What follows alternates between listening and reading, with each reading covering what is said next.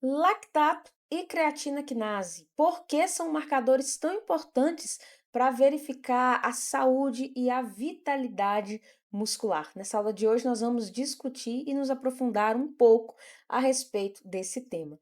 Antes de eu começar, quero te pedir uma contribuição, curta esse vídeo, se inscreva no nosso canal, já na confiança, e se torne aqui um membro do canal da Bioquímica, porque assim você nos ajuda a crescer cada vez mais. Eu sou a professora Karina Emanuele, graduada e mestre em Bioquímica, e aqui a gente fala de Bioquímica para que você domine todas as bases desse conteúdo, tudo bem? Então vamos lá para a nossa aula de hoje, com o foco em lactato e CK, creatina quinase, dois marcadores que contam a história metabólica do músculo, isso é bastante importante. Então, quando a gente está falando aqui de história do músculo, nós estamos nos referindo, então, e entendendo que há uma possibilidade de entender pelo que aquele músculo passou e tentar predizer o que pode vir. Aí que está a ideia.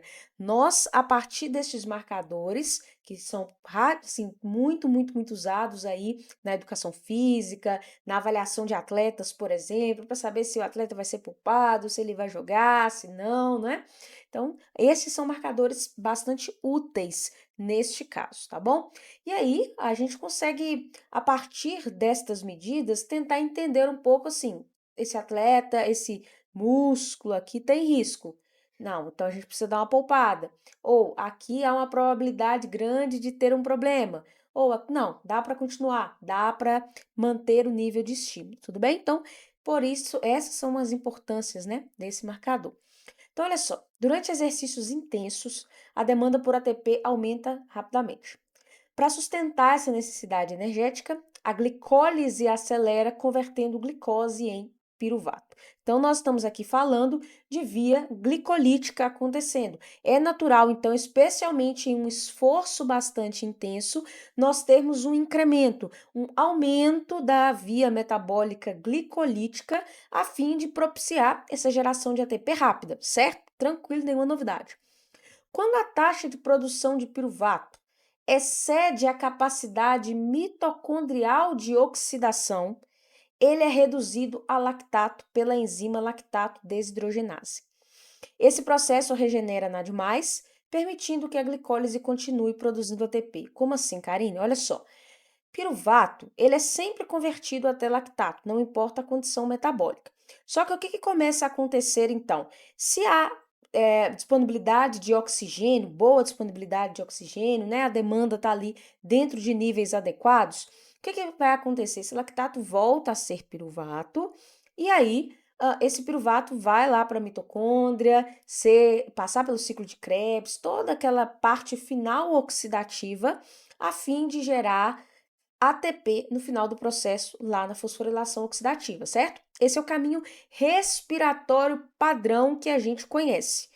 Só que aí, quando a gente tem a glicólise está em alta velocidade, e ali a gente começa a ter cada vez mais lactato sendo produzido, há uma capacidade mitocondrial reduzida em pegar o piruvato, vindo, por exemplo, do retorno ali do lactato, e oxidá-lo. Então a gente começa a ter acúmulo de lactato, porque a reação de piruvato para lactato é extremamente favorável, olha, à formação de lactato.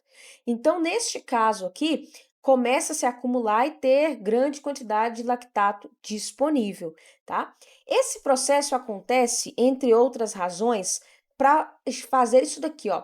Quando eu pego o NADH e o transformo em NAD+, eu libero NAD+, ali no citosol da célula, para que a via glicolítica possa captar de novo esse NAD+, e poder acontecer. Então, eu começo a favorecer a glicólise anaeróbia, como é um nome, né, popular aí que se utiliza, eu começo a utilizar e fortalecer essa glicólise anaeróbia, e essa conversão de piruvato até lactato permite essa glicólise anaeróbia se fortalecer e acontecer cada vez mais, a fim de que gerar ATP rápido. O objetivo aqui é esse.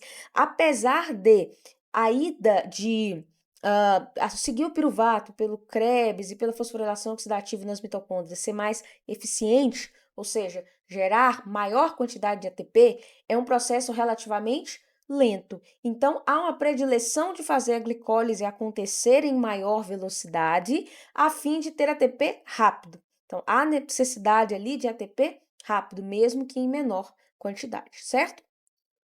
Por muito tempo, o lactato foi visto como um vilão metabólico. Hoje sabemos que ele é uma molécula importante de integração metabólica. Ele pode ser transportado para outros tecidos, como coração e músculo, onde é novamente convertido em piruvato e utilizado como combustível. Também pode retornar ao fígado para formar glicose no ciclo de Cori. Exatamente. Então, antes achava assim que o lactato é o responsável ali, o grande responsável pela aquela queimação no músculo, né? Pela fadiga gerada num treino, por exemplo, e que esse lactato se acumulava, inclusive até o pessoal tem o hábito de falar ácido lático, o que aqui metabolicamente não é correto. Dentro das nossas células a gente forma lactato, que é a base conjugada ali do ácido, que é o ácido lático, né? Mas a gente forma lactato. E aí, esse lactato, nesse processo de conversão, ele não vai ficar ali, gente, parado, ele não vai ficar ali estocado, não. Ele é molécula útil para diversas vias, e aqui eu ressalto especialmente a gliconeogênese, né? Porque o fígado pode captar esse lactato e fazer glicose a partir dele, na via que a gente conhece como gliconeogênese, e aí liberar essa glicose na corrente sanguínea, que pode ser novamente captada pelo músculo esquelético, por exemplo, para que ele mantenha a sua atividade de contração. Então veja esse ciclo conhecido como ciclo de Cori, a gente tem até aula aqui no canal sobre esse tema, né? Então veja que é uma molécula metabólica bastante importante e útil também. Não vai ficar acumulada ali, não vai ficar parada de qualquer maneira, certo? Então aqui eu contextualizei o lactato. Outro marcador importante é a creatina quinase, a CK.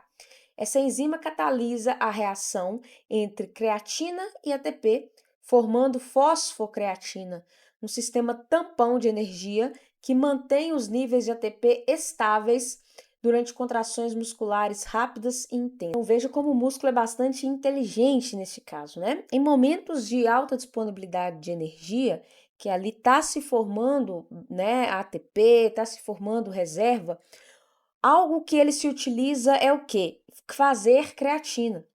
Ao se ter ali creatina disponível, ele adiciona fosfato a essa creatina a partir da quebra de ATP, que está em altas concentrações ali, pensando num estado em que há essa possibilidade, como por exemplo o estado alimentado. Então a gente vai formar fosfocreatina que vai ficar estocada no músculo. Essa fosfocreatina ali, ela fica como esse estoque rápido de fosfato, para que num momento de alta necessidade e de alta demanda, o que a gente pretende fazer nesse momento? Captar essa fosfocreatina, quebrar, liberar fosfato e fazer ATP. Então é um caminho rapidíssimo de fazer ATP, percebem? É muito mais vantajoso deixar na forma de fosfocreatina do que guardar ATP, né? Guardar ATP a gente teria outras consequências aí. Então, ter na forma de fosfocreatina um estoque de fosfato permite uma criação, uma síntese rápida de ATP, muito mais rápida do que se passasse por fosforilação oxidativa, até mesmo por glicólise, tá? Muito mais rápida. Simplesmente quebra ali a fosfocreatina, usa aquele fosfato, volta para o ADP a fim de virar ATP e aí, consequentemente, o músculo esquelético tem ATP de volta para manter sua atividade de contração. Por isso que é um dos suplementos alimentares também mais famosos que a gente tem no mercado, né? Gente, o nosso corpo faz, sintetiza, mas o suplemento dá uma ajuda extra nas concentrações e nas quantidades de creatina e fosfocreatina que vão ficar armazenadas dentro do nosso músculo, tá? A CK atua como um verdadeiro sistema de armazenamento e transferência de energia dentro da fibra muscular. Quando há estresse mecânico ou microlesão muscular, algo comum após exercícios intensos, a membrana celular pode se tornar mais permeável. E aí está a questão. Ela é um sistema de armazenamento de energia, ela permite isso, é a enzima, vou até voltar aqui, ó. Creatina quinase é a enzima que ajuda nesse processo aqui, que realiza essa etapa importante. Então, essa enzima, ela tá ali, guardadinha, dentro da célula. Quando há uma microlesão no músculo, qual que é a tendência aqui agora, nesse caso de microlesão? vazar algum conteúdo intracelular. E o que pode, e uma das que mais saem aqui e aparece, é a creatina quinase, tá bom? Por isso que ela é dosada. Tá em altas concentrações na corrente sanguínea pode ser um indício ali, no caso dessa atividade muscular. Também é um marcador até mesmo de infarto, né? Porque o coração é um músculo, certo? Então ele tem também creatina quinase lá envolvida. Isso permite que a CK escape para a circulação, elevando seus níveis no sangue. Por isso, ela é utilizada como marcador de dano muscular, certo? Então, você tem ali o lactato, pensando que em altas concentrações, uma das razões, olha, cuidado, né? A gente tem várias razões, mas uma das razões aqui, quando a gente está falando de atividade intensa, de treinamento físico, treinamento muscular, uma das razões de ter lactato alto é a glicólise anaeróbia em grande quantidade acontecendo, sendo liberado lactato para a corrente sanguínea. No caso aqui de secar, a gente tem microlesões no músculo que permitem o extravasamento de conteúdo, como, por exemplo, a quantidade ou volume de creatina quinase sendo colocado na corrente sanguínea. Então, marcadores ali de que há um estresse muscular começando a acontecer que pode ser perigoso, tá? Elevações moderadas de lactato e CK são fisiológicas após o exercício intenso, ou seja, são normais de acontecer um pouco após o exercício intenso. Mas aumentos muito elevados podem indicar sobrecarga muscular, recuperação inadequada ou lesão. No esporte e na fisiologia do exercício, esses marcadores ajudam a monitorar a adaptação e desempenho, porque são fáceis de serem dosados no dia a dia, são relativamente rápidos e certo controle pode ser realizado por meio deles, né? Nós temos outras medidas, outras maneiras também, outros processos, até um pouco mais avançados, mas esses são aqueles assim, rápidos de serem feitos e que permitem um certo grau de avaliação, tá? Isso é bastante importante a gente entender. Da glicose ao músculo, passando por fígado e rim, os marcadores bioquímicos revelam o estado metabólico do organismo. Eles são sinais de processos que estão acontecendo dentro das células. Isso que é o mais importante, gente. Marcadores bioquímicos, eles revelam um estado metabólico importante que está ali se desenvolvendo e que está acontecendo. Esse estado metabólico pode nos dizer e nos ajudar a interpretar várias coisas e sendo colocadas, né, dentro de contextos. Quando você, então, tem a capacidade de ter esse marcador, entender o que ele é, o que ele representa e colocar isso dentro de um contexto do paciente, dentro da pessoa que está sendo analisada, isso faz toda a diferença na interpretação que você terá no futuro, tudo bem?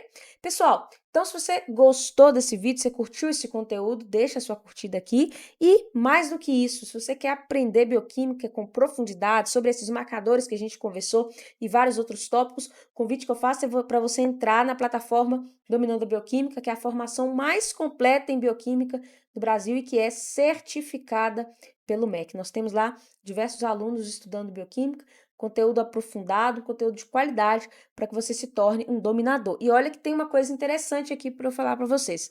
Se você se tornar membro aqui do canal no YouTube, você vai receber 10% de desconto na aquisição da plataforma Dominando a Bioquímica. Então, uma maneira de você também nos ajudar aqui no canal e ainda por cima receber um bônus bastante interessante lá dentro da plataforma que conta com materiais de estudo e vários conteúdos, além da minha assessoria para tirar suas dúvidas. Tudo bem? Pessoal, um grande abraço e até a próxima.